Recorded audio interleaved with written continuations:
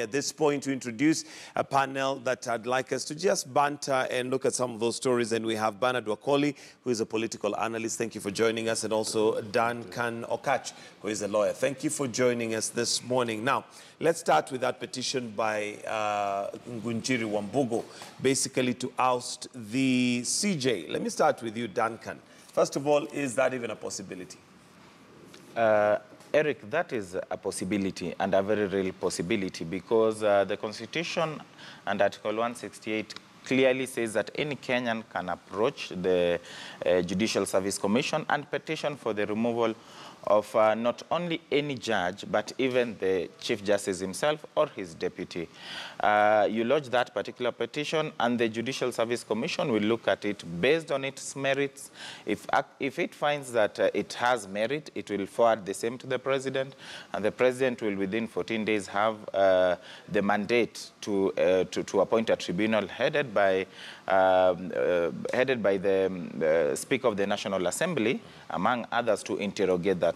However, even the Judicial Service Commission, on its own volition, can actually instigate such investigations and invite the Chief Justice or any other judge and deal with it as a petition and forward it to the President. So it's a possibility enshrined in law. Are there some given rules and regulations or conditions, I think is the right word, of what would now make such a petition even move on to the next stage?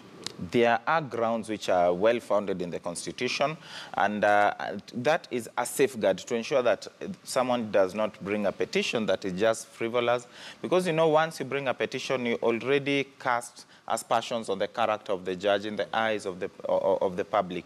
So the framers of the Constitution thought it wise to ensure that before you take this particular petition, you must ensure that it is caged within the provisions that are there.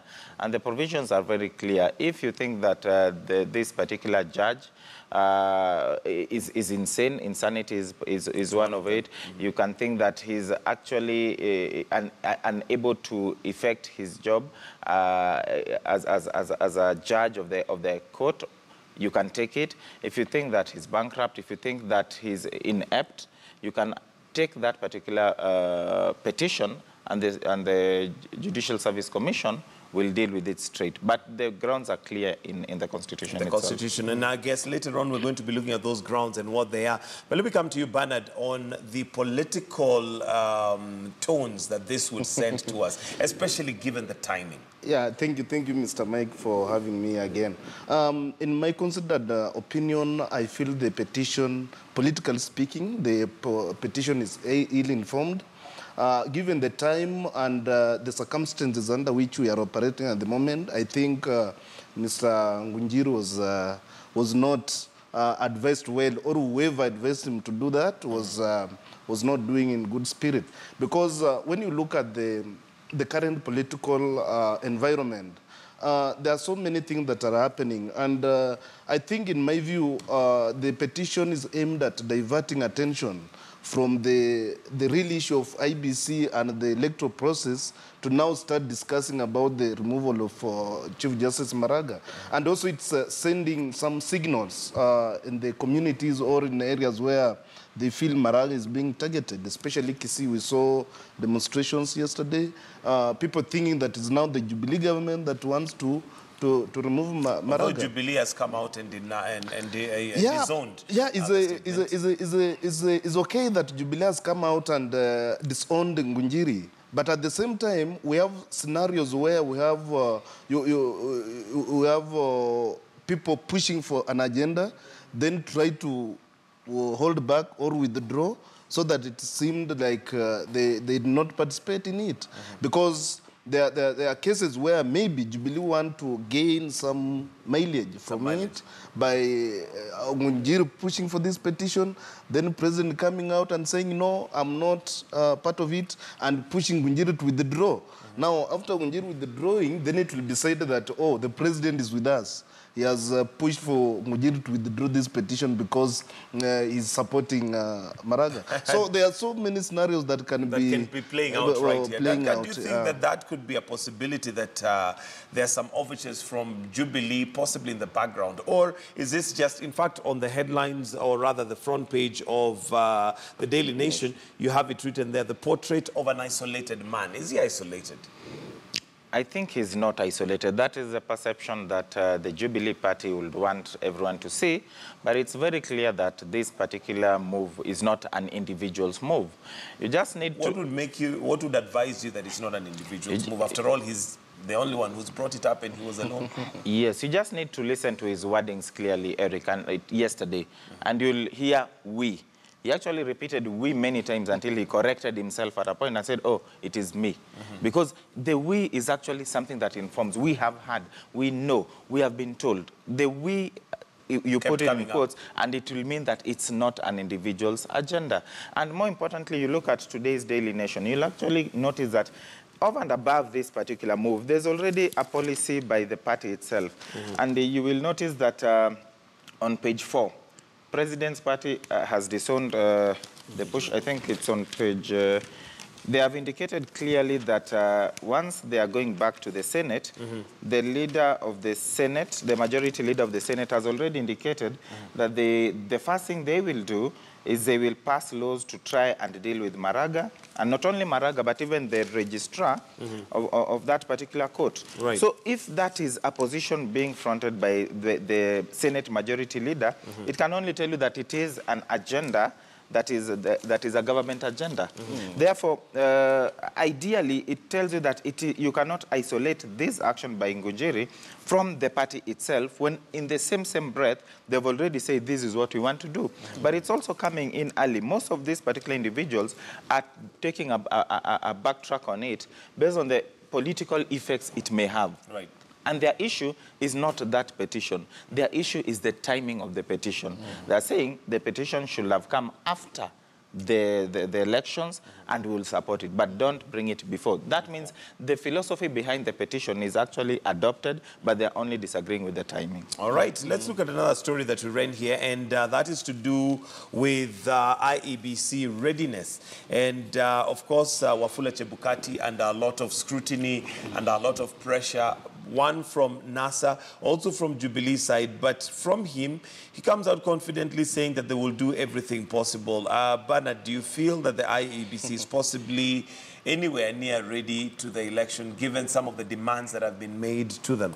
I think Chebukati is trying to show, fiscally is trying to show that IEBC is well prepared to conduct the upcoming elections.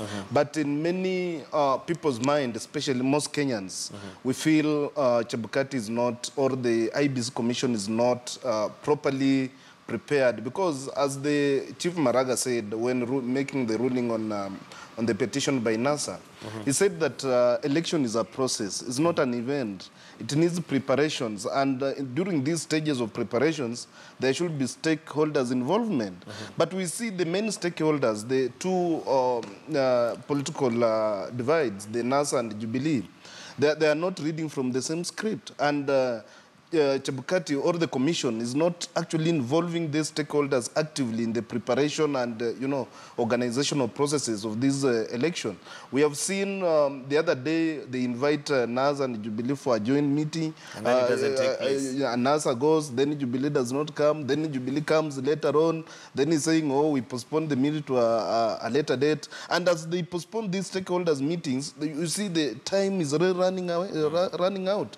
So I feel, and when you look at what the EU observers mentioned yesterday, these are structural, internal changes that need to be effected before this election is conducted. And as I said yesterday here on this platform, NASA is very wary that going to the election with the same people, the same structures, the same systems that were or happened in August will be, it's almost futile. It's almost futile. But then, practically speaking, Duncan, is it possible for some of these changes to be effected before the 17th? Because it looks like we are working with very, very, very difficult timelines. Eric, as my colleague panelist has actually put it, and aptly put it, is that IBC is actually doing things the same way, and it is in a wrong way. And I've told many people that it will be easier for a Supreme Court to again dismiss, to again allow a petition if brought out when IBC has conducted itself in the same manner. And why do I say this? Before the elections, we actually propagated an issue that IBC should consult the stakeholders, all stakeholders, not favoring either, because it's important to know their position before they make a decision, and that decision will be an informed decision.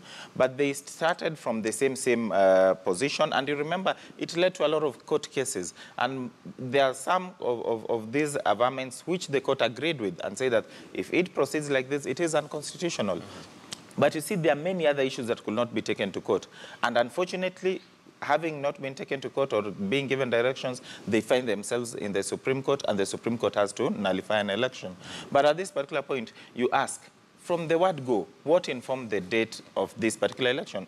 We have 60 days to prepare ourselves. We can even have elections on the 60th day. Right. The Constitution does not say you must have elections and give results within 60 days. It is conducting the elections. So that there's a lot that needs to be done in between, including waiting for the reasoning behind the Supreme Court decision, which will inform them on areas that they need to improve. But without that consultation, without looking at that, so that it is what will inform their time frame, they start by putting a deadline for themselves, which deadline, like you are saying, may now be a bit impractical, looking at what they need to do. Right. You only need to look at the concerns raised by the diplomatic corps yesterday, and you'll find that most of them resonate with what NASA raised. And any ordinary Kenyan is not about NASA. Elections are about us. The 12 billion is going to be footed by us, the taxpayers. So if there's anyone who should be concerned in terms of getting a good, fair, credible election, it is you, the Kenyan person, because you are the one who will fund another election if this doesn't happen, and you're the one who will bear the economic consequences of again protracting the decision of knowing who will be the duly elected president of this country. So these particular reasons are reasons which will prevent the Supreme Court another day nullifying an election. But if we do not heed to these particular calls, it's an issue. And it starts with consultation before you make a decision. Like as we speak, there's already a decision in terms of who will print the ballot papers.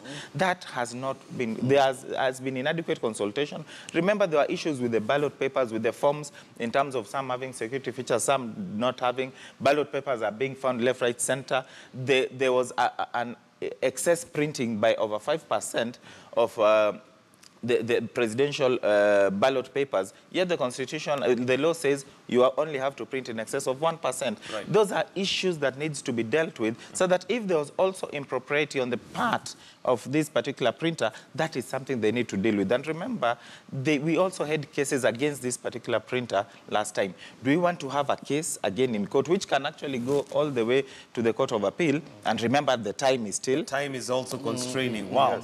Yes. Well, this is Morning Express, and it is now just 27 minutes after 6. We want to take a short break, but do stay with us. We still need to look at some of those stories making headlines and what possibly they mean. And also we'll be looking at the dailies and what's on the headlines in the newspapers today. So do stay with us right here. We'll be right back.